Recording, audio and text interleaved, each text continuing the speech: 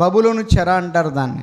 ఏమంటారు అంటే బబులోను అనేటటువంటి ఆ సామ్రాజ్యంలో 70 సంవత్సరాలు వీరు చెరలో ఉన్నారు. అన్య దేశంలో వారికి బానిసలుగా ఉన్నారు.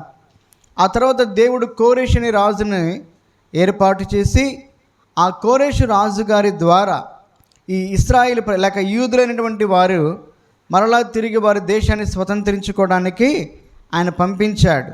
అలాగే ఆ మందిరాన్ని కట్టడానికి ఆ రాజుగారు వారికి అవకాశము అనుమతినిచ్చాడు. అయితే వీరందరూ కూడా తమ స్వదేశానికి వెళ్ళిపోయారు. దేవుని మందిరపు పునాదిని మాత్రమే వేశారు. ఆ మందిరం కట్టడం కొద్ది ఆటంకాలు వచ్చేసరికి ఆపేశారు. వారు తమ తమ పనుల్లో మునిగిపోయారు. కొంతకాలం తర్వాత ఇప్పుడు జాగ్రత్తగా వినండి, యూదులలో చాలామంది తమ స్వదేశానికి వెళ్ళారు, కానీ కొంతమంది మాత్రం వాళ్ళు అన్య దేశంలోనే ఉన్నారు. ఎందుకంటే వారు అన్య దేశంలోనికి వెళ్ళినప్పటికీ కూడా కొంతమంది దేవుడు వారికి ఇచ్చినటువంటి కృపను బట్టి, వారికి ఇచ్చినటువంటి జ్ఞానాన్ని బట్టి వారు అన్య దేశంలో కొన్ని ఉద్యోగాలలో స్థిరపడ్డారు. ఇప్పుడు నెహెమ్యా కూడా ఎక్కడున్నాడని రాస్తున్నాడు అంటే మొదటి వచనంలో నేను షూషను కోటలో ఉండగా అని అన్నాడు. ఎక్కడున్నాడంట? షూషను కోటలో ఉన్నాడు. అన్య రాజుగారి పరిపాలనలో అర్తహషస్త అనేటటువంటి రాజుగారి యొక్క ఏలుబడిలో ఉన్నాడు. అంటే ఎందుకు నెహెమ్యా స్వదేశానికి తిరిగి వెళ్ళలేదు అంటే చివరి వచనంలో చివరి మాట చదవండి, నేను రాజునకు గిన్నె అందించువాడనై ఉంటిని. చెప్పండి, ఏం చేస్తున్నాడంట? నెహెమ్యా భక్తునికి ఒక మంచి ఉద్యోగం ఉంది, ఆయన ఒక అధికారిగా ఉన్నాడు. రాజుగారికి గిన్నె అందించేటటువంటి ఉద్యోగం అది ఎవరికి పడితే వాళ్ళకి ఇవ్వరు, నమ్మకస్తున్నటువంటి వారికి మాత్రమే ఆ ఉద్యోగాన్ని ఇస్తారు. అంతేకాదు రాజుని ప్రేమించే వారికి, రాజు కొరకే ప్రాణాన్ని పెట్టేంత త్యాగము కలిగిన వారికి ఆ ఉద్యోగం ఇస్తారు. ఎందుకంటే రాజుకి ఇచ్చేటటువంటి ఆహారంలో, రాజుకి ఇచ్చేటటువంటి పానీయంలో శత్రువులు ఎవరైనా విషపూరితమైనటువంటి పదార్థాలు కలిపి రాజును చంపడానికి ప్రయత్నం చేస్తూ ఉంటారు. కాబట్టి ఈ గిన్నె అందించేటటువంటి వ్యక్తులు, రాజుగారికి భోజనము అలాగే పానీయము ద్రాక్షరసం అందించేటటువంటి ఈ పాత్రలు అందించేటువంటి ఉద్యోగస్తులు ఏం చేస్తారంటే మొదటిగా రాజుగారికి ఇవ్వకముందు దాన్ని రుచి చూసి ఆ తర్వాత అది బాగుంది, దానిలో ఏ దోషము లేదు అని వారు నిర్ధారించుకున్న తర్వాత రాజుగారికి దానిని అందించేవాళ్ళు. అలాంటి ఒక గొప్ప ఉద్యోగాన్ని నెహెమ్యా భక్తుడు కలిగి ఉన్నాడు. జాగ్రత్తగా మీరు ఎస్తేరు గ్రంథాన్ని చదివినట్లయితే ఎస్తేరు గ్రంథము అలాగే ఈ నెహెమ్యా గ్రంథంలో యూదులైనటువంటి కొంతమంది అన్య దేశంలోనే ఉన్నారు. వారికి దేవుడిచ్చినటువంటి కృపను బట్టి కొన్ని ఉద్యోగాల్లో వారు స్థిరపడ్డారు. అందుకే వాళ్ళు ఎక్కడికి రాలేదంటే యూదా దేశానికి వారు తిరిగి రాలేదు. సరే, కొద్ది కాలమైన తర్వాత యూదా దేశంలో నుంచి హనన్య అనేటటువంటి ఒక మనుష్యుడు, అతనితో పాటుగా కొంతమంది యూదులు ఏం చేస్తారంటే నెహెమ్యా దగ్గరికి వెళ్ళారు. నెహెమ్యా దగ్గరికి వెళ్ళినప్పుడు నెహెమ్యా వారిని క్షేమ సమాచారాలు అడుగుతూ ఉన్నాడు. ఏమని అడుగుతూ ఉన్నాడు? మన ప్రజలు ఎలాగున్నారు, మన మందిరం ఎలాగుంది అని వారిని అడుగుతూ ఉంటే వాళ్ళు మంచి వార్తను చెప్పలేదు. వారు ఒక చెడు వార్తను మోసుకొచ్చారు. ఏ వార్తను? చెడు వార్తను మోసుకొచ్చారు. వాళ్ళు చెప్తా ఉన్నారు, చదవండి 3వ వచనం, వారు చెరపట్టబడిన వారిలో శేషించిన వారు ఆ దేశములో బహుగా శ్రమను నిందను పొందుచున్నారు. మరియు యెరూషలేము యొక్క ప్రాకారము పడద్రోయబడినది, దాని గుమ్మములను అగ్ని చేత కాల్చబడినవని వారు నాతో చెప్పిరి. ఈ మాటలు జాగ్రత్తగా మనం వినాలి. జాగ్రత్తగా ఇవి మనసులో భద్రపరుచుకోవాలి. సమాచారాన్ని గురించి అడిగినప్పుడు ఎవరైనా కొంతమంది బాగలేకపోయినా పైకి ఏమంటారు? బాగానే ఉన్నామంటారు కదా. కానీ ఇప్పుడు హనన్యాతో ఈయన అడుగుతూ ఉన్నాడు, ప్రజలు ఎలాగున్నారు, మందిరము ఎలాగుంది. అయితే వాళ్ళు ఏం చెప్తున్నారంటే చెరపట్టబడినటువంటి యూదులలో తిరిగి వచ్చినటువంటి వారిలో చాలామంది బహుగా శ్రమల్లో ఉన్నారు, నిందల్లో ఉన్నారు, అవమానంలో ఉన్నారు. వారు స్వదేశానికైతే తిరిగి వచ్చారు, కానీ స్వదేశంలో వారికి ఏమాత్రము కూడా ఆశీర్వాదం లేదు. అంతేకాదు దేవుని యొక్క మందిరపు ప్రాకారాలు కూలిపోయినాయి, దేవుని యొక్క మందిరపు గుమ్మములు కాల్చివేయబడ్డాయి అని చెప్పేసి ఒక దుర్వార్తను నెహెమ్యాకు వారు తెలియజేశారు. జాగ్రత్తగా వినండి. యూదా ప్రజలు దేవుని ప్రజలు కదా. మరి దేవుని ప్రజలు ఎందుకు శ్రమలో ఉన్నారు? దేవుని ప్రజలైన వారు ఎందుకు నిందలో ఉన్నారు? దేవుని ప్రజలైన వారు ఎందుకు అవమానంలో ఉన్నారు? దేవుని ప్రజలైనటువంటి వారు ఎందుకు క్షీణించిపోయినటువంటి హీన స్థితిలో వాళ్ళు ఉన్నారు? దేవుని ప్రజలు ఆశీర్వాదకరంగా ఉండాలి కదా, అవునా కదా? ఇప్పుడు మనం ఎవరని చెప్పండి, మనం కూడా దేవుని ప్రజలమే. మన దేవుడు ఆశీర్వదించేవాడైతే, మనం దేవుని నమ్ముకున్నటువంటి ఆయన ప్రజలమైతే మనం ఆశీర్వాదకరంగా ఉండాలి, అంతే కదా? మరి మన జీవితంలోనే భయంకరమైనటువంటి శాపాన్ని మనం అనుభవిస్తూ ఉంటే మరి మనం దేవుని నమ్ముకోవడం ద్వారా ఏంటి ప్రయోజనం? ఇప్పుడు యూదా ప్రజలు దేవుని ప్రజలే, కానీ వాళ్ళు ఎలాంటి స్థితిలో ఉన్నారంట? శ్రమల్లో ఉన్నారు, నిందల్లో ఉన్నారు, అవమానాల్లో ఉన్నారు. ఎందుకు ఈ స్థితి వచ్చింది అంటే, మీరు ఎక్కువగా నేను వాక్యాలు చెప్పను, గుర్తుపెట్టుకోండి. ఇర్మియా గ్రంథం 2వ అధ్యాయంలో వారు దేవునిని విడిచిపెట్టారు, వారు దేవుని మాట వినకపోయినటువంటి కారణాన్ని బట్టి వారికి వారే శ్రమను సమస్యలను పొందుకున్నారు. ఆ తర్వాత రాయబడిన మాట, నీ దేవుడైన యెహోవా నిన్ను మార్గములో నడిపించుచుండగా నీవు ఆయన్ని విసర్జించడం ద్వారా ఏం చేశారంట? దేవుణ్ణి మొదటిగా దేవుని మాట వినలేదు, రెండవదిగా దేవుని విడిచిపెట్టారు, మూడవదిగా దేవుని విసర్జించారు. విసర్జించడం అనగా దేవుని పూర్తిగా విడిచిపెట్టడం. ఆ విధంగా వారు దేవుని మీద తిరుగుబాటు చేసి దేవునికి విరోధంగా వారు ప్రవర్తించినటువంటి కారణాన్ని బట్టి వారి జీవితంలోకి ఏమొచ్చినాయంట? శ్రమలు వచ్చినాయి, నిందలు వచ్చినాయి, అవమానాలు వచ్చినాయి. మన జీవితంలో శ్రమలు వస్తే, సమస్యలు వస్తే, బాధలు వస్తే, రోగాలు వస్తే, కష్టాలు వస్తే మనం ముందుగా నిందించాల్సింది దేవుణ్ణి కాదు, కానీ మనం చేసే పని అంతా అదే. మన హృదయంలోకి మనం తొంగి చూసుకోవాలి. ఈ శ్రమ రావడానికి, ఈ సమస్య రావడానికి, ఈ రోగం రావడానికి, ఈ బాధలు, నిందలు, అవమానాలు రావడానికి, దేవా నా హృదయంలో నీకు ఇష్టం లేనిది ఏదైనా ఉందా, నేను ఎక్కడైనా తప్పిపోయానా అని చెప్పి మనల్ని మనం పరీక్షించుకోవాలి. మన హృదయాన్ని మనం పరిశోధన చేసుకోవాలి. కాబట్టి ప్రజలు పాడైపోయారు. రెండవదిగా ఏమి పాడైందంట? దేవుని యొక్క మందిరము కూడా పాడైపోయింది. ప్రాకారాలు కూల్చివేయబడ్డాయి అని రాయబడింది. ప్రాకారం ఎందుకు చెప్పండి? ఇప్పుడు ప్రాకారం అనగా మందిరం చుట్టూ ఏమని చెప్పండి? ప్రహారీ గోడ ఉంది, అది ప్రాకారమే. యెరూషలేము మందిరానికి ఎత్తైనటువంటి ప్రాకారాలు ఉన్నాయి. సరే, ఈ ప్రాకారములు కూల్చివేయబడ్డాయి అంటే ప్రాకారం దేనికి? కాపుదలకు. దేనికోసం అంట? కాపుదల కొరకై, రక్షణ కొరకై వాటిని నిర్మిస్తారు. ఇప్పుడు ప్రాకారాలు కూల్చివేయబడ్డాయి అంటే అర్థమైందంటే వారికి ఉన్నటువంటి కాపుదల, వారికి ఉన్నటువంటి రక్షణను వారు పోగొట్టుకున్నారు. రెండవదిగా గుమ్మములు కాల్చివేయబడ్డాయి అని రాయబడింది. గుమ్మములు ఏం చేయబడ్డాయంట? కాల్చివేయబడ్డాయి. గుమ్మములు దేనికి సాదృశ్యంగా ఉన్నాయి? యెషయా గ్రంథంలో ఈ మాటలు రాయబడ్డాయి. గుమ్మములు ఘనతకు, ప్రఖ్యాతికి సాదృశ్యంగా ఉన్నాయి. అంటే వారు ఘనత పొందాల్సినటువంటి వారు ఏమైపోయారంట? నిందల్లోకి, అవమానాల్లోకి వెళ్ళిపోయారు.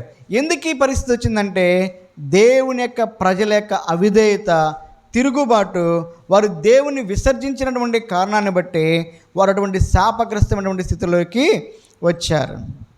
అర్థమైందా? భూమి మీద దేవుడు కోరుకునే, దేవుడు ఇష్టపడే, దేవుడు అమితంగా ప్రేమించేది రెండింటిని. మొట్టమొదటిగా ఆయన తను నమ్ముకున్నటువంటి ప్రజలను ప్రేమిస్తాడు. రెండవదిగా దేవుడు తన మందిరాన్ని ఎక్కువగా ప్రేమిస్తాడు. ఈ అధ్యాయంలో ఈ 3వ వచనంలో దేవుని ప్రజలు పాడైపోయారు, దేవుని యొక్క మందిరము కూడా పాడైపోయింది. ఈ వార్త నెహెమ్యా విన్నప్పుడు ఆయన ఏం చేశాడంట? 4వ వచనం చదవండి.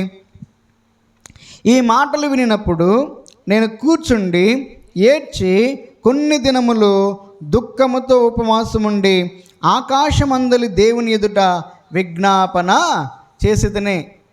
ఈరోజు నెహెమ్యాకి అలాంటి దుర్వార్త వినబడింది. ఎవరిని గురించి? దేవుని యొక్క ప్రజల గురించి, దేవుని యొక్క మందిరాన్ని గురించి ఒక దుర్వార్త వినబడినప్పుడు నెహెమ్యా యొక్క స్పందన ఎలాగుంది?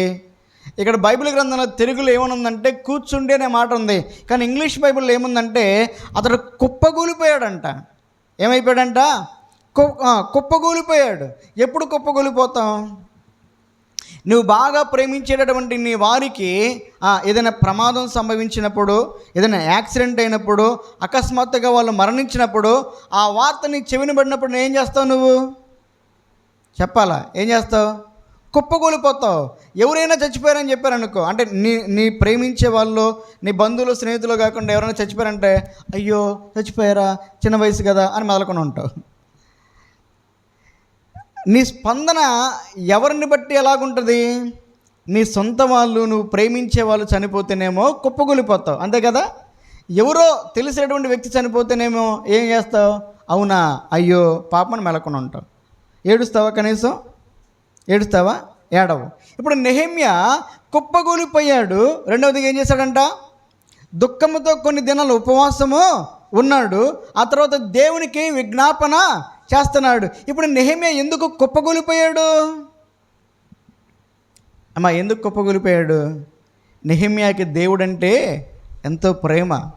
నెహెమ్యాకి దేవుని ప్రజలంటే ఎంతో ప్రేమ. నెహెమ్యాకి దేవుని యొక్క మందిరం అంటే ఎంతో ప్రేమ.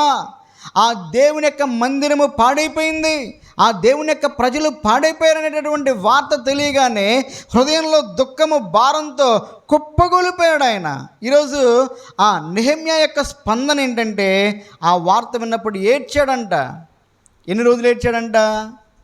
ఏదో కాసేపు ఏడ్చి మొదలుకొని ఉండాల, కొన్ని దినములు ఏడ్చి ఉపవాసముతో ఆకాశమందుల దేవునికి నేను విజ్ఞాపనము చేసి తిని అంటున్నాడు. ఈరోజు నేను ఒక ప్రశ్న వేస్తాను, మీరు కూడా సమాధానం చెప్పాలి.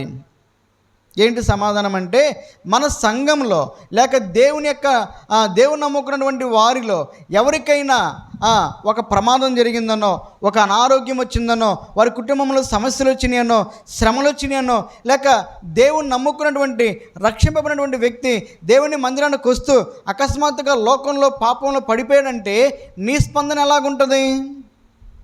నీ స్పందన ఎలాగుంటుంది అమ్మా? సరే, కొన్ని చోట్ల దేవుని యొక్క మందిరాలు కూల్చేస్తూ ఉన్నారు, కొన్ని చోట్ల దేవుని యొక్క సేవకుల్ని చంపేస్తూ ఉన్నారు, కొన్ని చోట్ల దేవుని యొక్క సువార్త ప్రకటించేటటువంటి విశ్వాసుల్ని కొడతా ఉన్నారు, బూతులాడుతూ ఉన్నారు, అవమానిస్తూ ఉన్నారు. అలాంటి వార్తల్ని విన్నప్పుడు ఏం చేస్తూ ఉంటావు? ఈ రోజుల్లో ఫ్యాషన్ ఏంటంటే ఫోన్ చూసి పక్కన వాళ్ళకి పంపించడమే, అంతకంటే చేసేది ఏం లేదు. అయ్యో ఆడంట క్రైస్తవుని కొట్టారంట, చర్చిలు కోల్దోశారంట అని చెప్పి కాసేపు వాళ్ళని తిట్టడం, అందరికి షేర్ చేయటం. అసలు బాధ్యత ఏంటి? నీ స్పందన ఏంటి? పక్కన వాళ్ళకి పంపించడం కాదు. దేవుని యొక్క సంఘమును పాడు చేసేటటువంటి మతోన్మాదులు ఈ రోజుల్లో చెలరేగుతూ ఉన్నారు, దేవుని యొక్క మందిరాలు కూల్చివేస్తూ ఉన్నారు, దేవుని యొక్క సంఘము పాడైపోతూ ఉంది. అంతేకాదు, దేవుని నమ్ముకున్నటువంటి వాళ్ళు మాత్రమే కాదు, దేవుని ఎరగని వారు చాలామంది ఉన్నారు, దేవుని ఎరగనటువంటి వారు చాలామంది నశించిపోతూ ఉన్నారు. అలాంటి వారిని చూసినప్పుడు, అలాంటి వారిని గురించి విన్నప్పుడు నీ స్పందన ఏంటి? కనీసం వాళ్ళ కోసం ఉపవాసం ఉండి ప్రార్థన చేయకపోయినా మామూలు ప్రార్థన చేస్తున్నావా?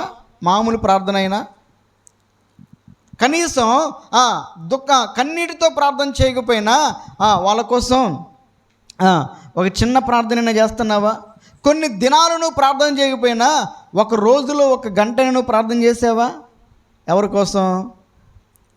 సంఘం అంటే ఇక్కడ కూర్చున్న మనమే కాదు, సంఘం అంటే ప్రపంచవ్యాప్తంగా రక్షింపబడినటువంటి ప్రతి ఒక్క బిడ్డ సంఘములో భాగమే. ఈ సంఘము ఎక్కడ హింసల పాలవుతున్నా ఆ సంఘం కొరకే మనం ఏం చేయాలంట? ప్రార్థన చేయాలి. నెహెమ్యా ఎందుకు ప్రార్థన చేశాడు? నెహెమ్యా ఎందుకు ఏడ్చాడు? నెహెమ్యా ఎందుకు ఉపవాసం ఉన్నాడు? ఇంట్లో ఏమన్నా సమస్యలు ఉన్నాయా? ఇంట్లో ఏమన్నా కష్టాలు ఉన్నాయా? ఇంట్లో ఎవరైనా వ్యాధిగ్రస్తులైన వాళ్ళు ఉన్నారా? మనం ఎప్పుడు ప్రార్థన చేస్తాం? ఎప్పుడు ప్రార్థన మందిరానికి వస్తాం? ఎప్పుడు కన్నీళ్ళు గారుస్తాం? ఎప్పుడు బ్రతిలాడుతాం దేవుణ్ణి? మనంతా స్వార్థమైనటువంటి భక్తే. ఇంట్లో ఎవరికైనా బాగలేదనుకో, అయ్యా ప్రార్థన చేయయ్యా, మా ఇంట్లో ఆయనకు అసలు బాగానే లేదయ్యా, ప్రార్థన చేయించుకోవద్దని కాదు, అలాంటప్పుడు ఏడవద్దని కాదు నేను చెప్తుంది.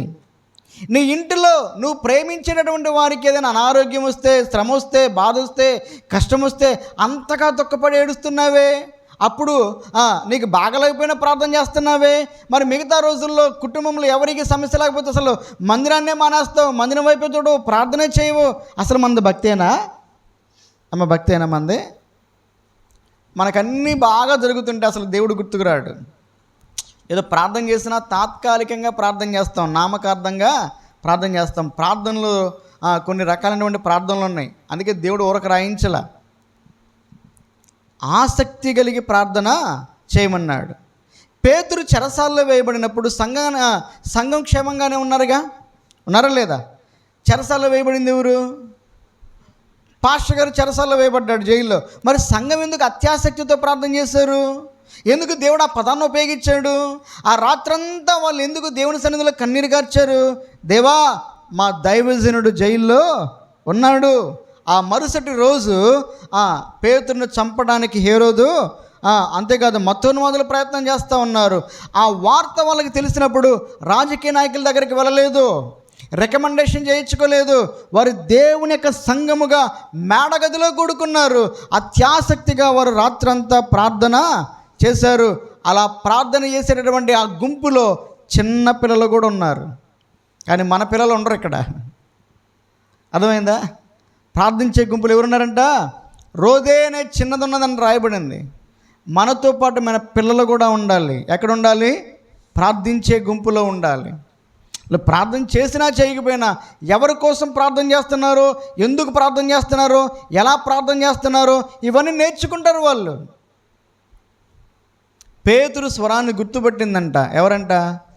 రోదే. అంటే దైవజనుడు ఎవరో తెలుసు, దైవజనుని యొక్క స్వరం ఏంటో కూడా తెలుసు. అసలు ఎవరి కోసం ప్రార్థన చేస్తున్నారో కూడా పాప వింటా ఉంది. అర్థమైందా? కాబట్టి సంఘమంతా అత్యాసక్తిగా ప్రార్థన చేసిందని ఎందుకు దేవుడు ఆ పదాన్ని రాయించాడు? ఇప్పుడు మనం కూడా ప్రార్థన చేస్తాం. మన ప్రార్థనలో ఆసక్తి ఉందా? కనీసం అత్యాసక్తి తర్వాత. ఏలియా ఆసక్తితో ప్రార్థన చేశాడని రాయబడింది కదా. ఎందుకు ఆ పదాలు రాయించాడు దేవుడు? ఆసక్తితో ప్రార్థన, కన్నీటితో ప్రార్థన, భారము కలిగినటువంటి ప్రార్థన, ఇవి మనం చేయాలి.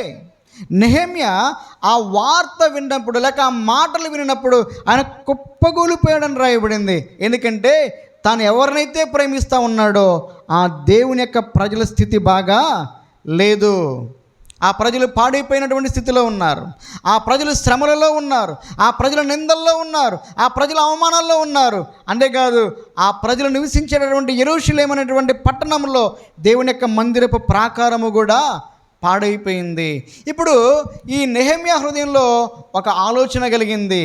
ఏంటి ఆలోచన అంటే, నేను వెళ్ళి నా దేవుని యొక్క మందిరాన్ని మరలా బాగు చేస్తాను, మరలా కడతాను అని అనుకున్నాడు. అలా అనుకున్నాడు. ఆ ఆశ అయితే ఉంది, ఆ భారం అయితే ఉంది. కానీ ఆయన ఎక్కడున్నాడు? అమ్మా, యూదా దేశంలో లేడు, అన్య దేశంలో ఉన్నాడు. అన్య దేశంలో అన్య రాజుగారి దగ్గర ఉద్యోగం చేస్తూ ఉన్నాడు. మరి రాజుగారు పర్మిషన్ ఇస్తాడా? సెలవు ఇస్తాడా? మీరు ఎక్కడైనా ఉద్యోగం చేస్తే మీకు అర్థమైద్ది. మీరు ఉద్యోగం చేసే దగ్గర ఒక 2 రోజులు సెలవు కావాలంటే ఏం చేస్తారు? ఎందుకు నీకు సెలవు కావాలని కారణం చెప్పాలా? 2 రోజులు 3 రోజులు, మహా అయితే 5 రోజులు 10 రోజులు ఇస్తారు. కానీ నెలలు సంవత్సరాలు ఇస్తారా? ఇవ్వరు కదా. ఇప్పుడు నెహెమ్యాకు ఒక భారం ఉంది. పాడైపోయినటువంటి దేవుని యొక్క మందిరపు ప్రాకారాలు తిరిగి కట్టాలి, ఆ యొక్క గుమ్మాలు తిరిగి బాగు చేయాలి. అంతేకాదు దేవుని యొక్క ప్రజలను కూడా దేవుని కొరకే మరలా పురికొల్పాలనేటటువంటి భారం ఉంది. అయితే నెహెమ్యాకైతే భారం ఉంది, కానీ ఆటంకాలు ఉన్నాయి. ఏమన్నాయంట? ఎందుకంటే అన్యుడైనటువంటి రాజు, దేవుని ఎరగనటువంటి రాజు గారి కింద అయిన ఉద్యోగము చేస్తున్నాడు. అందుకనే కొన్ని రోజులు ఉపవాసం ఉండి ఆయన దేనికోసం ప్రార్థన చేశాడంటే, దేవా, ఆ మందిరాన్ని బాగు చేయాలనేటువంటి తలంపు నువ్వు నాకు అనుగ్రహించావు, కానీ ఆ బాగు చేయడానికి నాకు పర్మిషన్ కావాలి. ఎక్కడున్నా నేను? ఒక అన్యుడైనటువంటి రాజు గారి దగ్గర ఉద్యోగము చేస్తున్నా. చివరిలో చదవండి, చివరిలో 11వ వచనం చివరిలో చదవండి. ఈ దినమందు నీ దాసుని ఆలోచన సఫలపరిచి ఈ మనుష్యుడు నా యందు దయ చూపినట్లు అనుగ్రహించమని నిన్ను బతిమాలు కొనుచున్నాను అని ప్రార్థించితని నేను రాజునకు గిన్నె అందించువాడనై. దేవుని సన్నిధిలో బ్రతిమలాడుకుంటూ ప్రార్థన చేస్తూ ఉన్నాడు, కన్నీటితో ప్రార్థన చేస్తూ ఉన్నాడు, ఉపవాసం ఉండి ప్రార్థన చేస్తూ ఉన్నాడు, భారముతో ప్రార్థన చేస్తూ ఉన్నాడు. ఎందుకు ప్రార్థన చేస్తున్నాడంటే, నాకు ఈ మనుష్యుడు నా యందు దయ చూపించాలి. ఏ మనుష్యుడి దగ్గర అయితే ఉద్యోగం చేస్తున్నాడో ఆ మనుషుడి దయ కావాలి. అమ్మా, మన దేవుడు ప్రార్థన చేస్తే రాజుల యొక్క హృదయాలను కూడా మారుస్తాడు. అవునా కదా? ఇప్పుడు మీటింగ్లు పెట్టాలన్నా పర్మిషన్ కావాలి. వెళ్ళాం పర్మిషన్ కోసం. పర్మిషన్ వెళ్ళకముందేమో చాలా భయపించారు, కానీ అక్కడికి వెళ్ళిన తర్వాత అధికారులు చాలా చాలా అంటే అనుకూలంగా మాట్లాడారు. జాగ్రత్తగా పెట్టుకోండి అని చెప్పేసి వాళ్ళు చక్కగా కొన్ని సలహాలు సూచనలు ఇచ్చి వాళ్ళు మాట్లాడారు. అంటే మనం ప్రార్థన చేసి ప్రార్థనాపూర్వకంగా వెళితే అధికారులు రాజుల యొక్క హృదయాలను కూడా దేవుడు మన వైపు తిప్పుతాడు. ఇప్పుడు తర్వాత డ్యూటీకి వెళ్ళాడు. ఈయన ఎక్కడికి వెళ్ళాడు? డ్యూటీకి వెళ్ళాడు. రాజుగారికి గిన్నెందించేటప్పుడు ఈయన ఎప్పుడు కూడా విచారంగా ఉండకూడదు, భయపడేటటువంటి స్థితిలో ఉండకూడదు. కానీ రాజుగారికి గిన్నెందించేటప్పుడు రాజుగారు నెహెమ్యాను చూశాడు. నెహెమ్యా ముఖం విచారంగా ఉందంట. ఎలా ఉందంట? చదవండి 2వ అధ్యాయం 2వ వచనం. కాగా రాజు, నీకు వ్యాధి లేదు కదా, నీ ముఖము విచారముగా ఉన్నదేమి? నీ హృదయ దుఃఖము చేతనే అది కలిగినదని నాతో అనగా, నేను మిగుల భయపడి రాజు చిరంజీవియగుగాక, నా పితరుల సమాధులుండు పట్టణము పాడైపోయి దాని గుమ్మములను అగ్నిచేత కాల్చబడి ఉండగా నాకు దుఃఖముఖము లేకపోవునా అని రాజుతో అంటిని.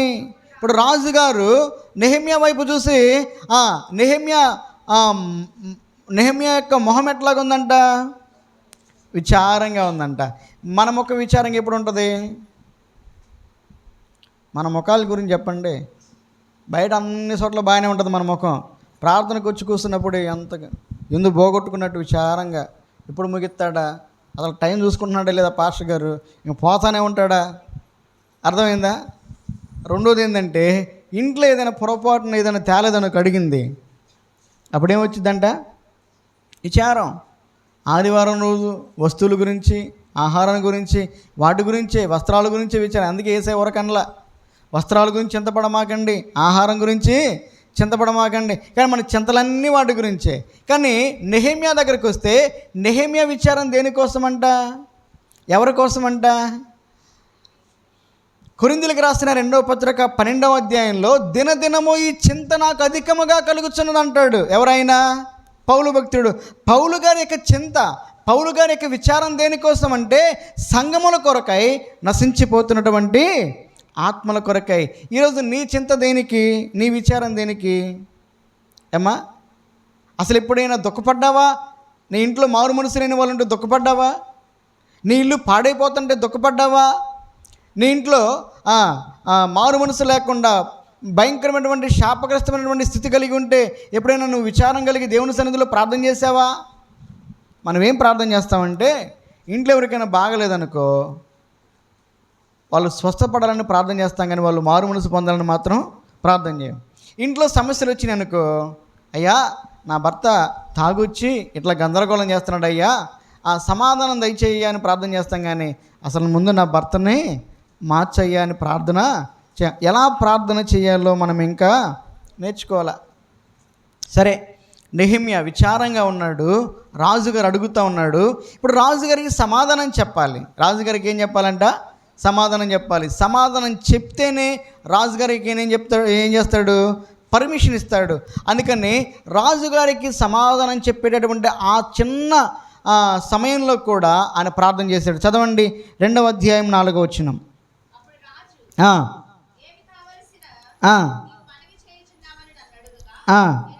నేను ఆకాశమందలి దేవునికి ప్రార్థన. ఈ ప్రార్థన ఎంతసేపు చేస్తుంటాడు? రాజుగారు అడిగాడు ప్రశ్న, రాజుగారికి సమాధానం చెప్పాలి ఈయన. అప్పుడు కూడా ఏం చేశాడంటే మనసులో చేసుకున్న ప్రార్థనే. మనసులో ప్రార్థన చేసుకున్నాడు. ఎంతసేపు చేసుకుని ఉంటాడు? ఎంత చిన్న ప్రార్థనైనా దేవుడు వింటాడు. ఆ ప్రార్థనకు దేవుడు జవాబును దయచేస్తాడు. చదవండి ఇప్పుడు 8వ వచనం చివరి భాగం చదవండి. నా దేవుని కరుణాహస్తము కొలది రాజు నా మనవిని ఆలకించెను. రాజుగారు ఇప్పుడు నెహెమ్యా పర్మిషన్ అడిగితే ఇచ్చాడా లేదా? ఇచ్చాడు. అర్థమైందా? ఇప్పుడు దేవుని యొక్క మందిరము బాగు చేయాలి, ఆ మందిరాన్ని తిరిగి కట్టాల్సినటువంటి పని తన మీద వేసుకున్నాడు. ఆ పని చేయాలంటే ముందుగా ఏం చేశాడంటే నెహెమ్యా ప్రార్థన చేశాడు. నేను ఒక మాట చెప్తున్నాను, జాగ్రత్తగానండి. మీ గృహాల్లో, మీ ఇంట్లో ఏ పనైనా కూడా ప్రార్థనతో ప్రారంభించండి. ఎందుకు ప్రారంభించాలా? ప్రార్థనతో ప్రారంభించండి. ముహూర్తాలతో కాదు, మంచి రోజులతో కాదు, మంచి గడియలతో కాదు, ప్రార్థనతో ప్రారంభించడం నేర్చుకోండి. యేసయ్యను నమ్ముకోకముందు, రక్షణ పొందకముందు, మందిరానికి రాకముందు లోక సంబంధమైనవన్నీ పాటించావు నువ్వు. కానీ యేసయ్యను నమ్ముకున్న తర్వాత కూడా ఆ జబ్బు పోలా నీకు. అర్థమైందా? కొంచెం వాక్యం గట్టిగా చెబితేనే వాళ్ళకి మందిరానికి రావట్లా. మందిరానికి వచ్చినా రాకపోయినా వాక్యంలో ఉన్నది ఉన్నట్టుగా చెప్పాలి కాబట్టి చెబుతున్నాం. అర్థమైందా? ఏదైనా ప్రార్థనతో ప్రారంభించడం మనం నేర్చుకోవాలి. నెహెమ్యా ఏం చేశాడంట? ప్రార్థన చేశాడు, పర్మిషన్ పొందుకున్నాడు. ఇప్పుడు ఎక్కడికి వెళ్తున్నాడు?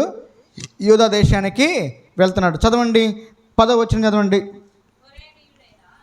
హోరోనీడైన సన్బల్లటును, అమోనుడైన టోబియా అను దాసుడును, ఇశ్రాయేలులకు క్షేమము కలుగు చేయు ఒకడు వచ్చినని విని బహుగా దుఃఖపడిరి. ఇందాక మనం మూల అంశం ఒక మాట చదువుకున్నాం. దేశమును బాగు చేయటం కొరకై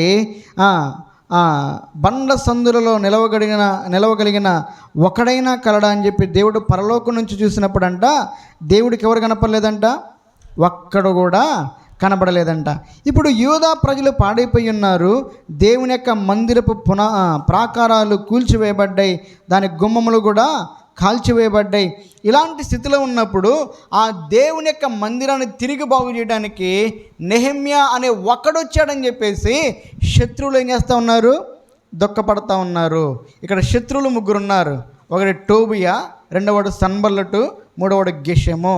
చెప్పండి ఎవరంటే వీళ్ళు? గెషెము. ఈ 3 శత్రువులు. ఇంకా కొంతమంది ఉన్నారు. తర్వాత బైబిల్ గ్రంథాన్ని చదివితే, ఈ నెహెమ్యా గ్రంథాన్ని చదివితే అర్థమైంది మనకి. మెయిన్గా ఈ 3 వీళ్ళు చాలా దుఃఖపడ్డారంట. అర్థమైందా? జాగ్రత్తగా నండి. దేవుని కొరకై నువ్వు పని పూనుకుంటే, దేవుని కొరకై నువ్వు దేవుని యొక్క పని కొరకై నువ్వు ప్రార్థనాపూర్వకంగా ముందుకెళ్తా ఉంటే సాతానుడు నిన్ను చూసి దుఃఖపడతాడు. అర్థమైందా? మన శత్రువులు ఎవరు చెప్పండి? ఏమా, మనకి కూడా ముందు చాలా పెద్ద పని ఉంది. ఆ పని కోసం మనం ఏం చేయాలి? ముందుగా ప్రార్థన చేయాలి. ఆ పనికి చాలా ఆటంకాలు వస్తాయి, చాలా ఆటంకాలు వస్తాయి. అధికారుల వల్ల ఆటంకాలు వస్తాయి, మతోన్మాదుల వల్ల ఆటంకాలు వస్తాయి, మనతో పాటు ఉంటూనే మనకి విరోధంగా ప్రవర్తించే వారి వల్ల కూడా ఆటంకాలు వస్తాయి. ఈ టోబియా సన్బల్లటు ఎవరో కాదు, వాళ్ళతో పాటు ఉంటూ వారికి ఆటంకాలు కలిగజేసినటువంటి వాళ్ళు. అర్థమైందా? ఈ 2వ అధ్యాయం మీరు తర్వాత చదువుకోండి. ఒక 3 రోజులు దేవుని యొక్క మందిరం దగ్గరికి వెళ్ళాడు. ఆ మందిరం అంతా పరిశీలన చేశాడు. ఎక్కడెక్కడ ప్రాకారాలు పడిపోయి ఉన్నాయి, ఎక్కడెక్కడ గుమ్మాలు కాల్చివేయబడ్డాయి, ఇవన్నీ చూశాడు. చూసిన తర్వాత యూదా పెద్దలందరినీ సమకూర్చాడు. అందరిని సమకూర్చి వాళ్ళకు ఒక మాట చెప్తున్నాడు. ఏంటా మాట అంటే, ఇదిగో దేవుని యొక్క మందిరపు ప్రాకారాలు కూల్చివేయబడి, ఆ గుమ్మములు కాల్చివేయబడి, ఈ విధంగా మందిరం పాడైపోతే మనం ఎలా బాగుంటాం? మందిరం బాగుంటే మనం బాగుంటాం, ఆ మందిరము క్షేమముగా ఉంటే మనం క్షేమంగా ఉంటాం. మనం ఎలా బాగుంటాం?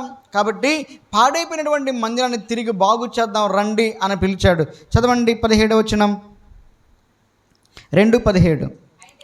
అయితే వారితో నేను ఇట్లాంటిని, మనకు కలిగిన శ్రమ మీకు తెలిసే ఉన్నది. యెరూషలేము ఎట్లు పాడైపోయినో, దాని గుమ్మముల అగ్ని చేత ఎట్లు కాల్చబడినో మీరు చూచి ఉన్నారు. మనకు ఇక మీదట నింద రాకుండా యెరూషలేము యొక్క ప్రాకారమును మరలా కట్టుదము రండి అని అనగానే అందరూ వచ్చారా? కొందరు వచ్చారా? ఏమ్మా, మరి రమ్మన్నప్పుడు అందరూ వస్తున్నారు, కానీ మన దగ్గరికి ఏంది రా మా బచ్చినాడుతున్నారు ఆటల్లా. అదేమంటే ఇప్పుడు ఒక్కొక్కరు పిలిస్తేనేమో అదొక బాధ. వాళ్ళని పిలిచి మమ్మల్ని పిలవలేదే, వాళ్ళకి చెప్పి మాకు చెప్పలేదే అని. అందరిని కలిసి పిలిస్తేనేమో అసలు రాటల్లా. అర్థమైందా? ఒక్కసారి పిలిచాడు నెహెమ్యా, ఒక్కసారి పిలిచాడు. వాళ్ళు ఏమంటున్నారు? చదవండి 18వ వచనం చివరి భాగం. అందుకు వారు, మనము కట్టుటకు పూనుకొందము రండని చెప్పి ఈ మంచి కార్యము చేయుటకై బలమును. ఏ కార్యం అంటే ఈ కార్యం? ఇది దేవుని పని. ఈ దేవుని పని చాలా గొప్పది, ఇది మంచి కార్యం. అనేక మందికి సువార్తను ప్రకటించే కార్యం, అనేక మంది పాడైపోయినటువంటి జీవితాలను, పాడైపోయినటువంటి కుటుంబాలను బాగు చేసేటటువంటి కార్యం ఇది. అందుకని రాయబడినటువంటి మాట, పాడైపోయినటువంటి యెరూషలేమును బాగు చేయడానికి రండి అని పిలిచినప్పుడు ఈ బాగు చేసేటటువంటి కార్యక్రమము ఇది మంచి కార్యక్రమం. అలాగే ఈరోజు నీ చుట్టుపక్కల పాడైపోయినటువంటి జీవితాలు కలిగిన వాళ్ళు చాలామంది ఉన్నారు, పాడైపోయినటువంటి కుటుంబాలు కలిగినటువంటి వాళ్ళు చాలామంది ఉన్నారు, పాడైపోయినటువంటి సమాజాలు చాలా ఉన్నాయి. ఇలాంటి పాడైపోయినటువంటి వాటిని బాగు చేయడం కొరకై దేవుడు నిన్ను పిలుస్తూ ఉండగా ఎందుకు నువ్వు ఇంకా మౌనంగా ఉంటా ఉన్నావు? ఎందుకు నిర్లక్ష్యంగా ఉంటా ఉన్నావు? ఎందుకు చురుకుదనం లేకుండా, ఎందుకు నేను కాదు వాళ్ళు వాళ్ళని చెప్పి సాగులు చెప్తా ఉన్నావు? లేచి కదిలి నువ్వు ముందుకు రావాలి. ఎవరితో నీకెందుకు? నా పనిని, నా బాధ్యత అని నీకు నీవుగా ముందుకు రావాలి. ఇప్పుడు జాగ్రత్తగానండి. ఇప్పుడు ఆ పని చేయడానికి వచ్చినటువంటి వారిని చూసి వీళ్ళందరూ ఎగతాళి చేస్తున్నారంట. ఏం చేస్తున్నారంట?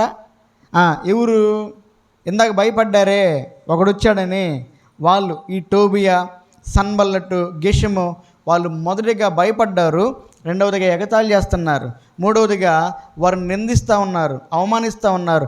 3వ అధ్యాయం మనం ధ్యానం చేసుకున్నట్లయితే 3వ అధ్యాయంలో ఒకరి తర్వాత ఒకళ్ళు దేవుని యొక్క మందిరపు పని ప్రారంభించి కొనసాగిస్తూ ఉన్నారు. కొనసాగిస్తూ ఒక గోడ కట్టారు. ఏం చేశారు చెప్పండి? గోడ కట్టారు. అర్థమైందా? ఇప్పుడు 4వ అధ్యాయం మొదటి వచనం చదవండి. ఈ ఒక్క మాట చదువుకొని ముగించుకుందాం. మేము గోడ కట్టుచున్న సమాచారము విని సన్బల్లటు మిగుల కోపగించి రౌద్రుడై యూదులను ఎగతాళి చేసి, ఏం చేశారంట? ఎగతాళి చేస్తున్నారు.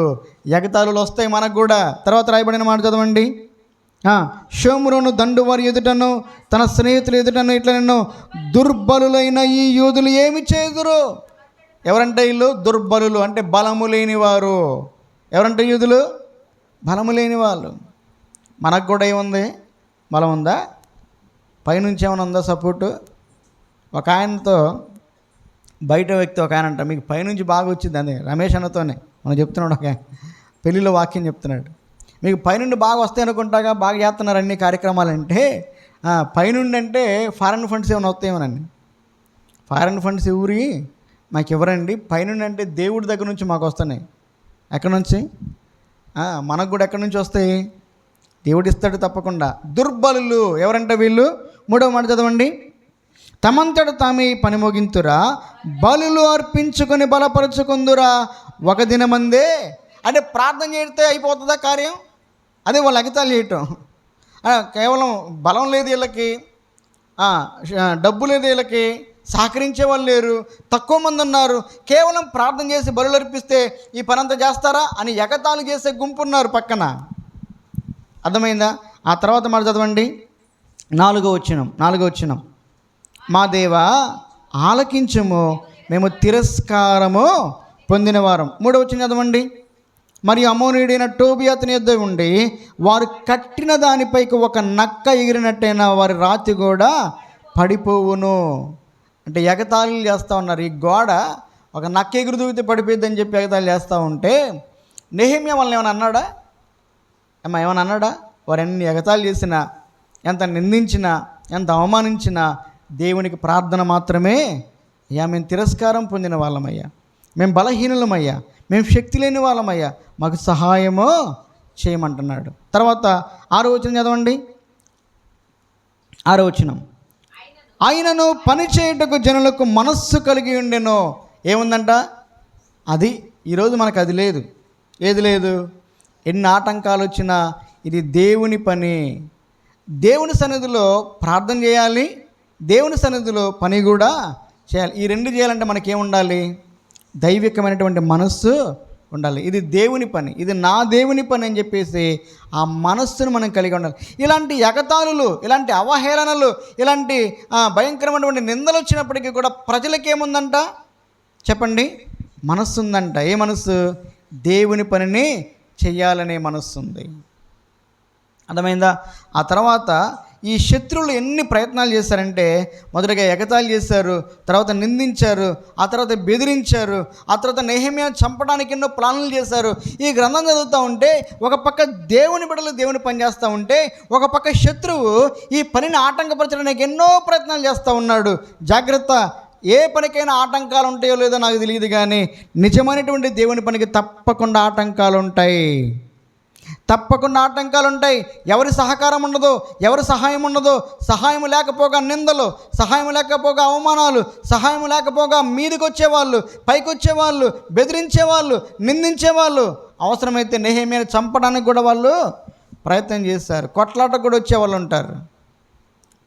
వచ్చేవాళ్ళు ఉంటారు. కానీ మనం చేయగలిగింది ఏంటో తెలుసా? దేవునికి ప్రార్థన. ఎవరొచ్చి నిందించినా మౌనంగా ఉండటమే, ఎవరొచ్చి బెదిరించినా మౌనంగా ఉండటమే, ఎవరొచ్చి కలహాలు రేపినా, కాలు దువ్వినా మౌనంగా ఉండటమే. ప్రార్థన మాత్రం మానకూడదు. ఇన్ని ఆటంకాలు వచ్చినాయి. ఇది చదువుతూ ఉంటే ఇంత అంటే వాళ్ళకి ఎందుకు అంత బాధ? ఏ బాధ? దేవుని మందిరం కడుతుంటే వాళ్ళకి ఎందుకు అంత బాధ? దేవుని పని చేస్తే శత్రువుకి నచ్చదు. అయితే ఇన్ని ఆటంకాలు వచ్చినా కేవలం 52 రోజుల్లో, ఎన్ని రోజుల్లో అంట? 52 రోజుల్లో దేవుని యొక్క మందిరపు ప్రాకారాలు తిరిగి నిర్మించారు. దేవుని యొక్క మందిరపు గుమ్మములు మరలా తిరిగి నిలవబెట్టారు. ఒక విచిత్రమైనటువంటి సంగతి ఏంటంటే, ఈ నెహెమ్యా గ్రంథంలో బయట శత్రువుల నుంచి వచ్చేటటువంటి సమస్యలు కొన్ని ఉంటే, దేవుని ప్రజల్లోనే కొన్ని సమస్యలు వచ్చినాయి. 5వ అధ్యాయం మీరు చదివితే అర్థమైంది. ఎక్కడి నుంచి వచ్చినాయంట? ఇప్పుడు నెహెమ్యా బయట నుంచి వచ్చేటటువంటి సమస్యలు ఎదుర్కోవాలి, ప్రజల మధ్య నుంచి వచ్చినటువంటి సమస్యలు కూడా ఎదుర్కోవాలి. వీటన్నిటిని ఎదుర్కోవడానికి ఆయన చేసింది ఒకటే. ఏంటో తెలుసా? విశ్వాసంతో దేవుని సన్నిధిలో ప్రార్థన చేశాడు. ఇప్పుడు చెప్పండి, దేవుని పని ఆగిందా? ఆగల. ఎందుకు ఆగల? దేవుని పని ఆగకుండా ఉండడానికి గల కారణం ఏంటంటే, నెహెమ్యా హృదయంలో దేవుడు ఉంచినటువంటి భారం, రెండవదిగా అతని యొక్క ఉపవాస ప్రార్థన, మూడవదిగా అతనుకున్న విశ్వాసం. ఎన్ని నిందలు వచ్చినా కృంగిపోకుండా దేవుని వైపు చూస్తాడు. ఈరోజు మనం కూడా దేవుని వైపు చూద్దాం. మనకి మనుషుల సహాయం లేదు, అధికారుల సహాయం లేదు, పైనుంచి వచ్చేవి లేవు. మనకి ఏదైనా వస్తే దేవుని దగ్గర నుంచే రావాలి. బలహీనులు మనం ఒప్పుకుంటున్నాం, కొద్దివారం మనం ఒప్పుకుంటున్నాం, ఇది మనం చేయడానికి అసాధ్యమైనటువంటి గొప్ప పననే ఒప్పుకుంటూ ఉన్నాం. కానీ దేవునితో సమస్తము సాధ్యమే. కాబట్టి దేవునితో కలిసి మనం పనిచేయడానికి దేవుని యొక్క సహాయం కొరకై వేడుకుందాం. దేవుడి వాక్యాన్ని మన కొరకై దీవించునుగాక. కొద్ది సమయం మనందరం కూడా ప్రార్థన చేద్దాం. అందరం లేచినట్లయితే